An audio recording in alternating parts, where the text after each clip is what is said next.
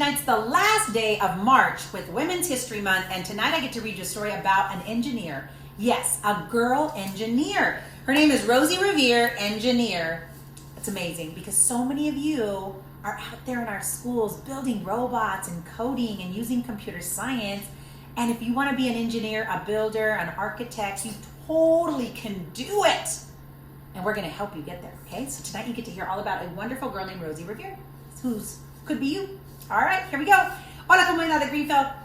Este es el mes de la mujer, la niña, y ya terminamos este día, es el final día de marzo, pero de todos modos estoy leyendo historias para inspirar nuestras mujeres y niñas. So este se llama Rosie Revere, ingeniera. Ella es una chica que sabe hacer de los robots, de las ciencias de computación, de ser alguien que construye edificios, escuelas, lo que sea. So vamos a oír de ella porque muchas niñas en nuestras escuelas están en progreso, en el camino de ser ingenieras si ellas gusten. So gracias por estar aquí para oír esta historia de inspiración. All right, everybody, we're here to listen to this inspirational story about Rosie Revere, engineer. And I want to say thank you to Ms. Robinson because she always shares her beautiful books with us and all the students in 5th grade in her class at Roy Seco Academy. We thank you as well because we know you listen to our stories. And so this besito and hug is for you. So here we go, boys and girls. This is the story of Rosie Revere, who dreamed of becoming a great engineer. In Lila Greer's classroom at Blue River Creek, young Rosie sat shyly, not daring to speak. But when no one saw her, she peeked in the trash for treasures to add to her engineer's stash. And late that night, Rosie rolled up her sleeves and built in her hideaway under the eaves. Above in her attic, the moon high above, dear Rosie made gadgets and gizmos she loved. And when she grew sleepy, she hid her machines far under the bed where they'd never be seen. When Rosie was young, she had not been so shy. She worked with her hair swooping over one eye and made fine inventions for her uncles and aunts, a hot dog dispenser and some helium pants. Oh my gosh, look at her uncles flying in the air with helium pants. The uncle she loved most was zookeeper Fred. She made him a hat to keep snakes off his head, from parts of a fan and some cheddar cheese spray, which everyone knows keeps the pythons away. And when it was finished, young Rosie was proud, but Fred slapped his knee and he chuckled out loud. He laughed till he wheezed and his eyes filled with tears, all of the horror of Rosie Revere, who stood there embarrassed, perplexed, and dismayed. She looked at the cheese hat and then looked away. I love it, Fred said. Oh, truly I do. But Rosie Revere knew that could not be true. She stuck the cheese hat on the back of her shelf and after that day kept her dreams to herself. Now why would she do that, boys and girls? And that's how it went until one autumn day, her oldest relation showed up for a stay. Her great-great-aunt Rose was a true dynamo who'd worked building airplanes a long time ago. She told Rosie tales of the things she had done and the goals she had checked off her list one by one. She gave a sad smile as she looked to the sky. The only thrill left on my list is to fly. But time never lingers as long as it seems. I'll chalk that one up to an old lady's dream. That night, as Rosie lay wide-eyed in bed, a daring idea crept into her head. Could she build a gizmo to help her aunt fly, to make her dreams true? She looked at the cheese hat and said, no, not I. But questions are tricky and some hold on tight, and this one kept Rosie awake through the night. So, when dawn approached and red streaks lit the sky, young Rosie knew just how to make her aunt fly.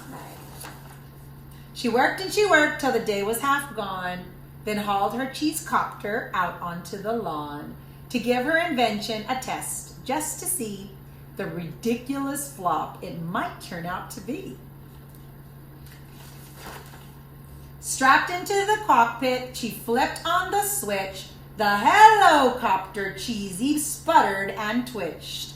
It floated a moment and whirled round and round, then froze for a heartbeat and crashed to the ground. Then Rosie heard laughter and turned round to see the old woman laughing and slapping her knee. She laughed till she wheezed and her eyes filled with tears, all to the horror of Rosie Revere, who thought, oh no, never, not ever again will I try to build something to sputter or spin, or build with a lever, a switch, or a gear, and never will I be a great engineer. No, she's sad, she can't say that. She turned around to leave, but then Great-Great-Aunt Rose grabbed hold of young Rosie and pulled her in close and hugged her and kissed her and started to cry. You did it! Hooray! It's the perfect first try. That great flop is now over, and it's time for the next try.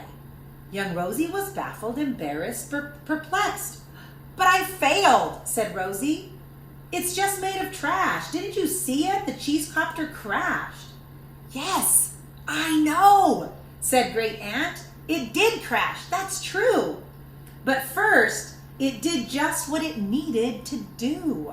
Before it crashed, Rosie, before that, it actually flew.